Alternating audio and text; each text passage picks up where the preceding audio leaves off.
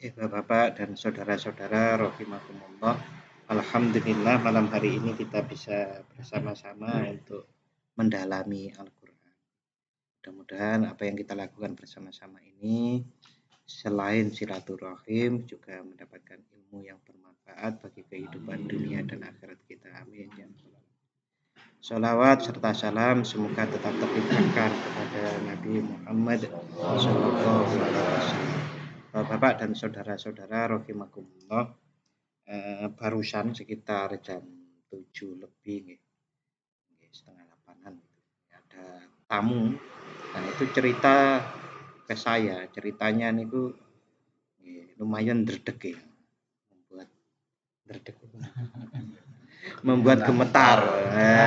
Gemetar yang gemetar hati saya, sanes tubuh saya. Jadi ceritanya dia bilang begitu. Saya bersyukur itu kok sulit sekali. Loh, kok bersyukur sulit sekali? Karunia-Nya itu banyak. Nah, biasanya kalau orang sulit bersyukur itu kan seakan-akan nggak bisa bersyukur gitu kan. Tapi ini, nah ini karunia-Nya itu sangat mungkin oleh nyukuri pripun. Nah, saya juga ingat sebuah kisah di mana Nabi Musa alaihissalam. Ingatan saya mudah-mudahan tidak keliru. Bahwa Nabi Musa alaihissalam niku pernah bagaimana cara bersyukur kepadamu ya Allah. Padahal rasa syukur itu juga karunia darimu. Mungkin gitu. Di antaranya la haula wala quwata illa billah. Itu menunjukkan bahwasanya memang ketaatan termasuk rasa syukur kita kepada Allah itu juga adalah karunia dari Allah. Nah, pripun oleh nyukuri. Waktu niku Allah Subhanahu wa taala menjawab, ya begitu itu rasa syukur. Saat kamu merasa tidak mampu untuk bersyukur lagi, karena rasa syukurmu itu juga karuniaku, itulah rasa syukur. Nah, oleh karenanya Bapak-bapak dan saudara-saudara, malam hari ini saya mencoba untuk mengajak lagi, mungkin lagi itu juga berkali-kali ayat ini, tapi karena terinspirasi dari cerita tamu saya barusan. Ini surat At-Tolak ayat 2 dan 3. Ini banyak yang hafal nih. A'udzu billahi minasyaitonir rajim. Bismillahirrahmanirrahim. Wa may yattaqillaha yaj'al lahu makhraja. Wa may yattaqillah, dan barang siapa yang bertakwa kepada Allah, yaj'al, maka Allah akan menjadikan lahu untuknya makhraja, jalan keluar. Dina enten susah-susah niku tetap bertahanlah untuk selalu bertakwa kepada Allah, karena bertakwa kepada Allah itu akan dijanjikan oleh Allah mendapatkan jalan keluar. Dan tidak cukup hanya seperti itu, di ayat selanjutnya dijelaskan wa yarzuqhu min haitsu la yahtasib, dan Allah akan menganugerahkan lapangan rezeki dari jalan yang tidak diduga-duga. Ada juga di sini yang menerjemahkan barang siapa yang bertakwa kepada Allah, niscaya Allah akan memberikan jalan keluar dan memberikan rezeki dari jalan yang tidak diduga-duga. Wa may yatawakkal 'alallah fahuwa hasbuh, dan barang siapa yang bertawakal kepada Allah, fahuwa hasbuh, maka dia akan dicukupi atau dijamin kecukupannya. Innallaha balighu amri, sesungguhnya Allah sangat tegas dalam perintahnya. Qad ja'alallahu likulli syai'in qadra, dan dialah Allah yang mentakdirkan segala sesuatu. Bapak-bapak dan saudara-saudara rahimakumullah, di dalam satu tafsir dijelaskan ayat ini turunnya gimana ceritanya, atau yang sering disebut dengan asbabun nuzul. Ceritanya seperti apa? Nah, di sini disebutkan bahwa As-Sa'di, ini di tafsir Ibnu Katsir, As-Sa'di mengatakan, bercerita bahwa seorang lelaki dari kalangan sahabat Rasulullah Shallallahu Alaihi Wasallam yang dikenal dengan nama Auf ibnu Malik Al-Asja'i mempunyai seorang putra yang tertawan di kalangan kaum musyrik. Jadi perang ditawan. Ini seorang muda. Anak muda ikut perang ditawan oleh musuh. Nah, sementara Rasulullah dan sahabat-sahabat yang lain sudah kembali ke Madinah.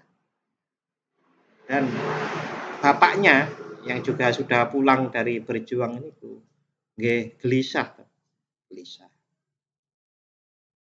Dan berkali-kali mengadukan hal tersebut kepada Rasulullah. Itu berkali-kali nggih. Ini bahasanya kalau di sini bahkan selalu. Mungkin saben ketemu kepanggil Rasulullah pasti ya Rasul anak kula pripun.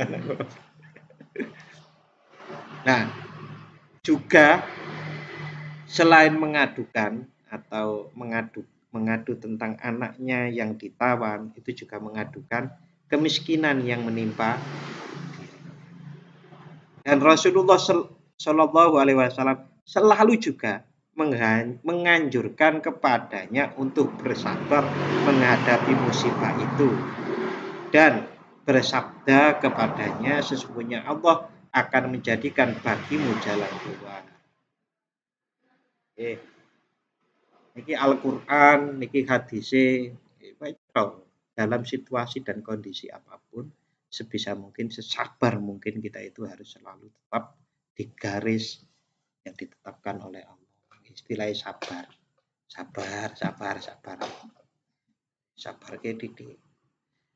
Cerita-cerita orang hebat niku Pak, kesabarannya niku sampai pada nuwun sewu nggih. Iki pancen abot banget. Kesabarannya itu sampai pada tingkat hidup dan mati. Ngoten. Ya, termasuk yang sudah jelas kalau kesabaran dalam hidup dan mati ini kan perang nih.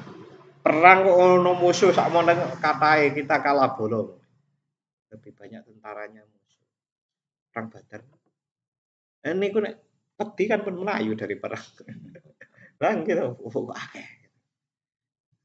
Kesabaran yang luar biasa. Niku sing ekstrim nggih. Tapi saya juga mendapatkan cerita dari orang-orang yang saya hormati. Niku nek iso sampai diuji Allah hidup dan mati dan sabar. Engko ngerti Gusti Allah. Ngerti Gusti Allah niku dalam pengertian mengenal Gusti Allah lebih baik. Gampangane gampangannya kalau mengenal Allah lebih baik niku begitu yang disebut oleh Allah, kalau engkau ingat Allah, niscaya hatimu menjadi tenang itu. Niku nggih.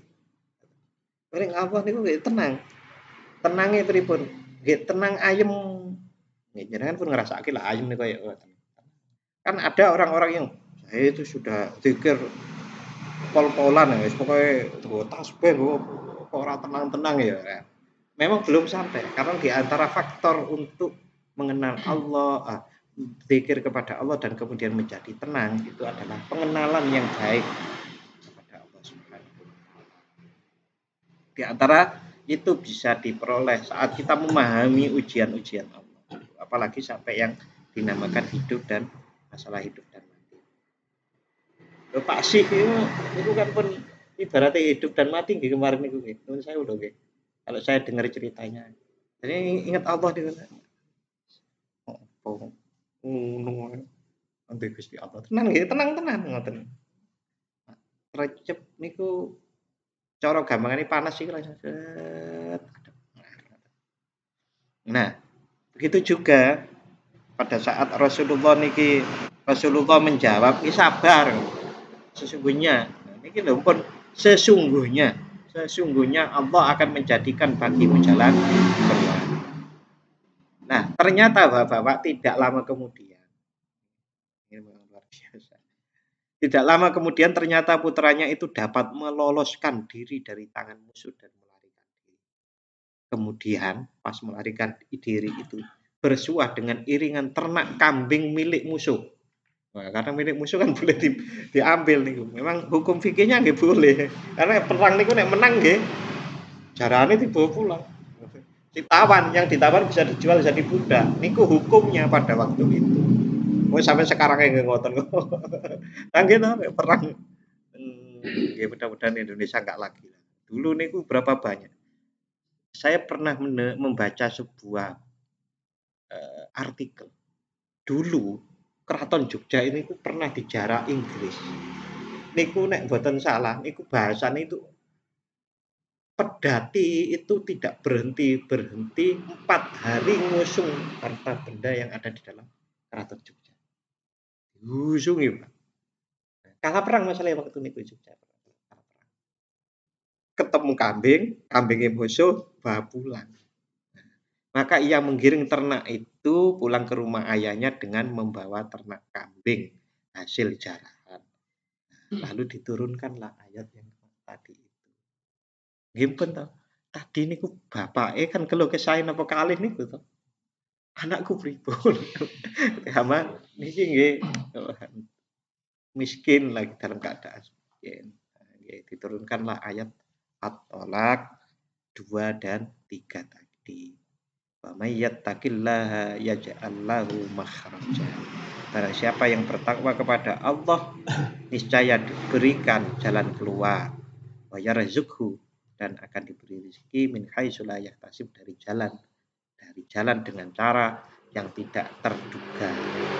Ya, tidak terduga, tidak bisa dihitung.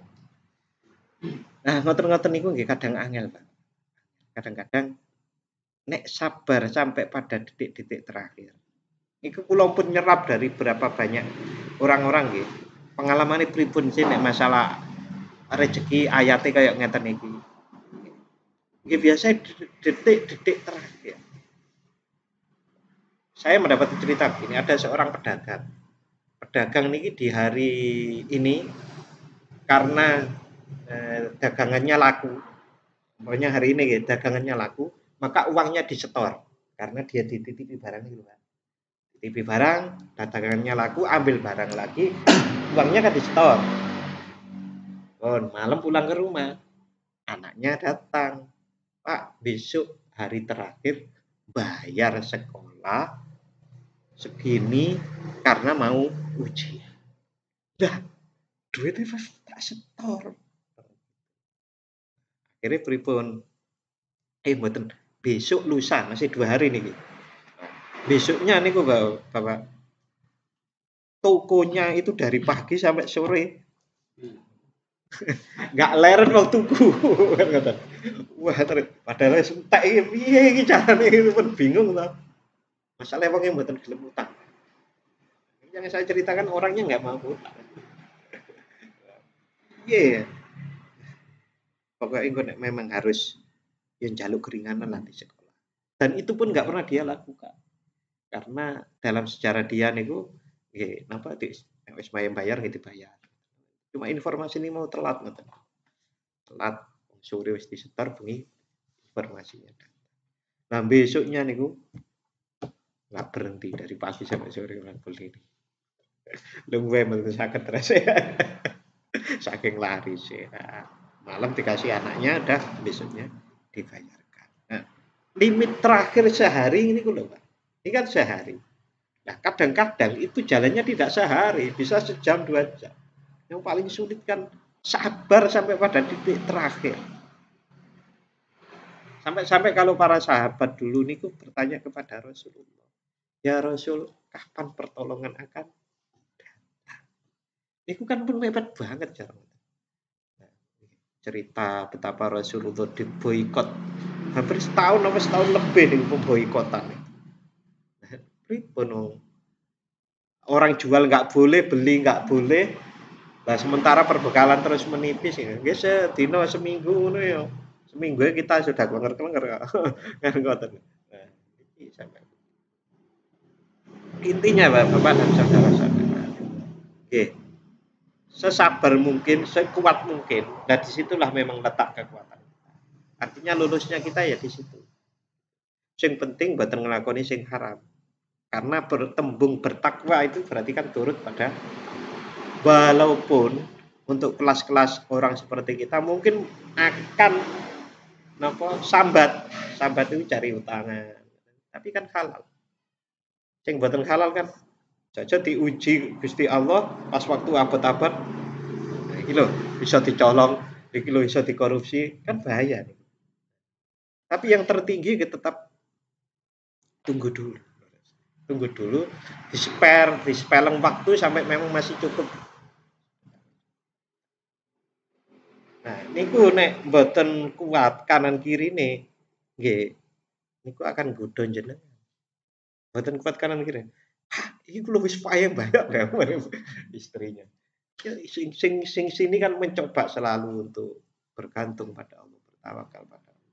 Kita tetap melakukan aktivitas-aktivitas yang bekerja nggih, mboten kemudian tawakal ditinggal mboten. Tapi kita kan meneguhkan diri untuk tetap itu walaupun sampai limit-limit terakhir. Dan itu kalau berhasil nih kan maknyes, oh tenang. Bapak-bapak dan saudara-saudara rahimakumullah. Jadi orang mengajarkan tauhid itu harus didasarkan pada banyaknya bukti atau argumentasi. Kalau orang yang kita ajar tauhid itu sudah paham Al-Quran, dia mampu untuk teguh dengan ayat Al-Quran karena Al-Quran sudah dia percaya sepenuhnya. Tapi kalau orang masih maju mundur Al-Quran belum tentu belum sepenuhnya paham, maka bisa ditambahkan dengan banyaknya dalil dari alam maupun dirinya sendiri. Itu kalau mengajar tauhid. Nah, dalil dari alam itu seperti apa? Kita sudah pernah melajari itu. Dulu itu ada mujizat laut gitu, macam-macam. Nah, itu kan dalil kepercayaan seseorang agar percaya sepenuhnya pada Allah, percaya pada Al-Quran. Pun ngoten baru pakai Al-Qurannya saja cukup. Itu selain dari alam, dari dirinya sendiri, satu lagi, nek bahasa orang sekarang itu testimoni. Gini loh, saya mengalami sendiri begini. Wong sing sampean kenal kae ngene. Dulu pernah cerita ke saya juga testimoninya. Begini. Nah, itu tauhid bisa tambah. Menurut Imam Ghazali niku, tauhid itu bisa bertambah tebal, keyakinan itu bisa bertambah tebal dengan banyaknya dan terangnya argumentasi atau dalil. Terang dan banyak. Orang kalau baru terang belum banyak niku masih kurang. Terang benderang, jelas argumennya, lalu banyak, nah itu imannya, keyakinannya tambah. Kemudian Bapak-bapak, kalau mengajarkan akhlak itu adalah pembuktian yang sudah dilalui banyak orang. Kan kalau biasanya orang nyebut itu kan akidah, akhlak, betul? Pelajaran kita dulu itu. Akidah, akhlak. Nah, kalau akhlak itu testimoni. Saya testimoni nggih, mirip testimoni tapi kenyataan. Delok kae. Wong kae uripe susah. Cilikane, nom-nomane nglarani wong tuane tok. Ngoten niku. Nah, iku. Jadi berakhlaklah kepada orang tua dengan sebaik-baiknya karena wis pokoke nek karo wong tua iku jimat ngene. Siji dirumat itu.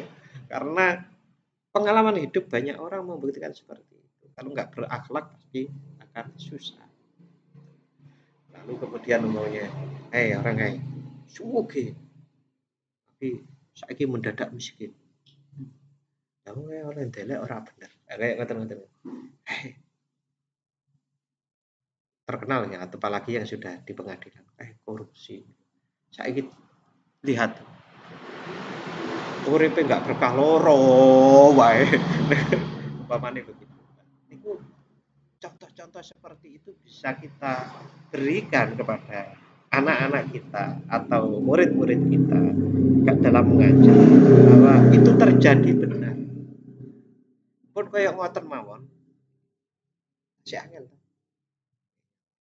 Karena biasanya yang agak gampang itu bukan adalah kalau mengalami sendiri. Kalau orang lain itu masih sulit. Sebagaimana yang sekarang sudah menjadi bapak. Kan ngerti waktu dulu dituturi orang tua kita kan kadang sulit. Kita akan menjadi biar itu dulu itu saya dikasih nasihat orang tua saya. setelah saya jadi orang tua itu ngerti, oh biyen maksud ini dan itu tenanan. Maka pengalaman sendiri yang sangat berpengaruh pada pelajaran-pelajaran agar betul-betul dipahami, betul-betul bahasanya niku diyakini, terinternalisasi secara. Oke, Bapak-bapak, terkait masalah rezeki ini ada satu hadis dari Sauban bahwasanya beliau mengatakan bahwasanya Rasulullah bersabda, innal abda la yukhramur rizqa bidzambi yusibuhu. Innal abda sesungguhnya seorang hamba, ini dawuh Rasulullah.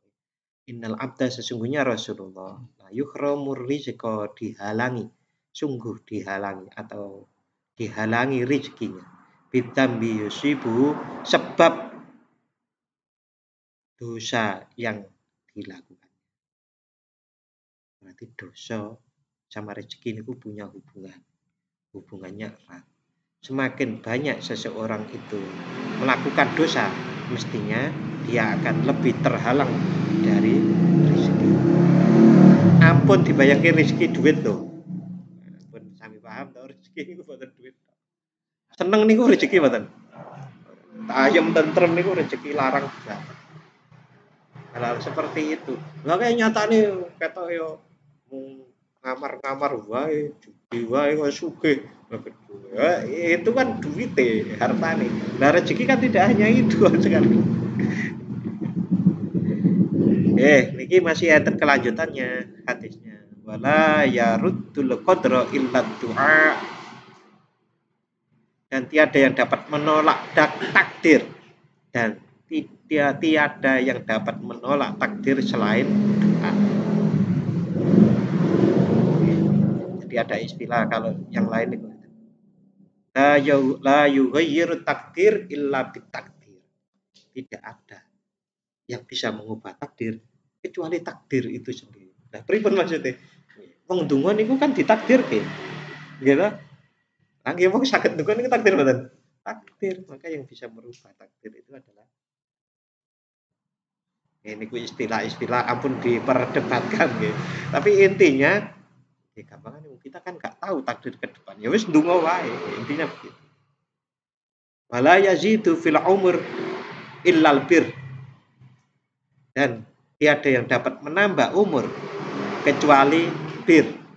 Bir niki sanes bir niki maksudnya kebaikan. Tidak ada yang dapat menambah usia selain dari kebaikan. Bapak yang terakhir ini kedokteran niku pun muntup ada buktinya. Belum terlalu terang benerang.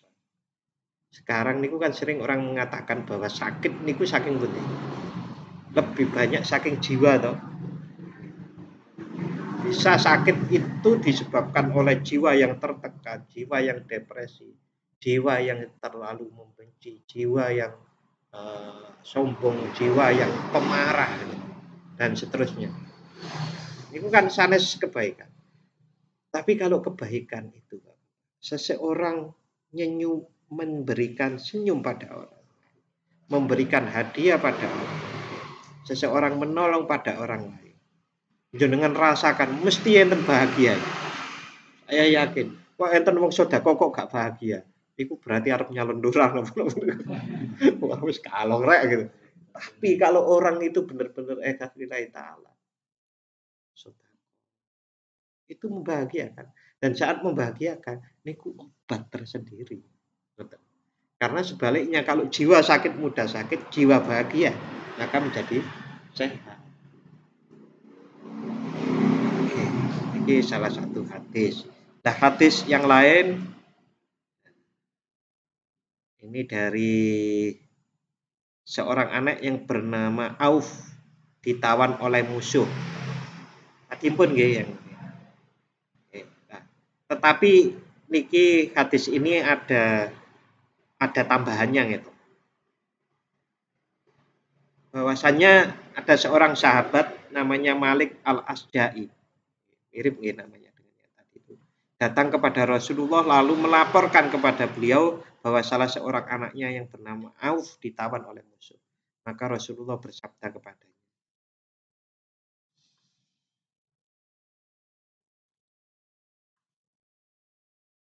"Ursil ilaihi anna Rasulullah ya'muruka an taksiro min qauli la haula wala quwwata illa billah." Sampaikanlah kepadanya bahwa sesungguhnya Rasulullah Shallallahu Alaihi Wasallam menganjurkan kepadamu untuk memperbanyak ucapan la haula wala quwwata illa billah. Kalau hadis yang tadi niku kan bapaknya sendiri datang ke Rasulullah. Kalau niki diceritakan ada seorang bapak yang anaknya ditawan, nah, Rasulullah, ya udah kalau begitu sampaikan kepada dia untuk banyak-banyak mengucapkan la haula wala quwwata illa billah. Ini pun mafhum nggih, kalau artinya la haula wala quwwata illa billah adalah lengkapnya ngeten. Tiada daya untuk menghindar dari kemaksiatan dan tiada kekuatan untuk mengerjakan ketaatan kecuali dengan pertolongan. Ada satu lagi sebuah hadis, ini menarik hadis ini ya. Dari Abdullah ibnu Abbas, beliau menceritakan kepada bahwa suatu hari Abdullah bin Abbas niku menceritakan bahwa suatu hari ia pernah dibonceng di belakang Rasulullah. Yang jelas dibonceng dulu itu ada kemungkinan pakai kuda, keledai atau unta. Keledai kan cilik mungkin saja mungkin unta mungkin, tapi di sini tidak diceritakan. Lalu Rasulullah Shallallahu Alaihi Wasallam karena dibonceng, lalu kemudian bersabda begini, hai para pemuda, ini menyebutnya, hai canom, hai pemuda, sesungguhnya aku akan mengajarkan kepadamu beberapa kalimat. Kalimat itu, peliharalah batasan-batasan Allah. Berarti takwa tadi, niscaya dia akan memelihara. Peliharalah batasan-batasan atau aturan-aturan Allah, niscaya dia akan memeliharamu atau menjaga. Ingatlah selalu Allah. Zikir nih, niscaya engkau akan menjumpainya di hadapan. Dan apabila kamu memohon, mohonlah hanya kepada Allah. Dan apabila kamu meminta tolong, minta tolonglah kepada Allah. Iya karena butuh, iya karena setengah. Dan ketahuilah bahwa umat ini seandainya bersatu untuk memberimu manfaat, mereka tidak dapat memberimu manfaat kecuali dengan sesuatu yang telah ditetapkan Allah untuk. Ini pun umum banget nggih, sering disampaikan. Wong sak donya niku pengin ngasih jenengan duit. Tapi kalau Allah niku tidak berkehendak jenengan dikasih. Wong sak donya usahanya jenengan dapat duit itu enggak dapat. Nah, dan seandainya mereka bersatu untuk menimpakan mudarat kepadamu, menimpakan bahaya kepadamu, niscaya mereka tidak dapat menimpakan mudarat atau bahaya terhadapmu kecuali dengan sesuatu yang telah ditetapkan Allah akan menimpa. Kolam tulisan takdir telah diangkat, takdir telah ditetapkan, dan semua lembaran telah kering, telah penuh dengan catatan. Artinya semua takdir kita ini sudah tertulis. Cuma besok kita ngapain itu walaupun sudah ditulis kan boten ngertos. Maka yang penting peliharalah batasan-batasan dari Allah, peliharalah aturan-aturan dari Allah, selalulah belajar untuk berzikir kepada Allah dan jangan syirik. Kalau menyembah, sembahlah Allah, jangan menyembah yang lain. Dan kalau memohon, mohonlah kepada Allah, bukan memohon kepada yang lain, kepada Allah Subhanahu wa Ta'ala. Di dalam surat Al-Ankabut ayat 17 Allah berfirman, ini saya baca artinya saja. Sesungguhnya apa yang kamu sembah selain Allah itu adalah berhala. Apapun yang disembah selain Allah itu namanya berhala. berhala dan kamu membuat dusta. Innama ta'buduna min dunillahi ausana wa takhluquna ifka. Sesungguhnya yang kamu sembah selain Allah itu tidak mampu memberimu rezeki. Sesungguhnya yang kamu sembah selain Allah itu tidak mampu memberimu rezeki. Oh, Pak nyata nih we. Wong-wong niku lho sing nyembah watu, ngono nyembah gerombol niku nggih duwite metu terus niku. Duwite metu baru nu rezekine entek lho. Piye to, Pak? Oleh duit rezekine entek lho. Saged to? Paham nggih. Oleh duit tapi rezekine maka mintalah rezeki itu di sisi Allah dan sembahlah Dia dan bersyukurlah kepadanya. Hanya kepadanya lah kamu akan dikembalikan. Sadaqallahul azim. Bapak, untuk malam hari ini itu saja kita berdoa bersama. A'udzubillahi minasyaitonirrajim. Bismillahirrahmanirrahim. Allahumma shalli wa sallim ala sayyidina Muhammad wa ala ali sayyidina Muhammad. Walhamdulillahi rabbil alamin. Allahumma ighfir lana dhunubana wa liwalidayna warhamhum kama rabbayana shighara. Allahumma sabbit imanana wa nawwir qulubana wa barik lana fima ataitana wa sallimna fid dunya wal akhirah. Allahumma anzilna munzalan mubaraka wa anta khairul munzilin. Allahumma adkhilna mudkhala sidqin wa akhrijna makhraja sidqin waj'alna min ladunka sultanan nasira. Allahumma afrigh alaina sabra wa tsabbit aqdamana wa ansurna 'alal qaumil kafirin. Allahumma a'inna ala dzikrika wa syukrika wa husni ibadatik.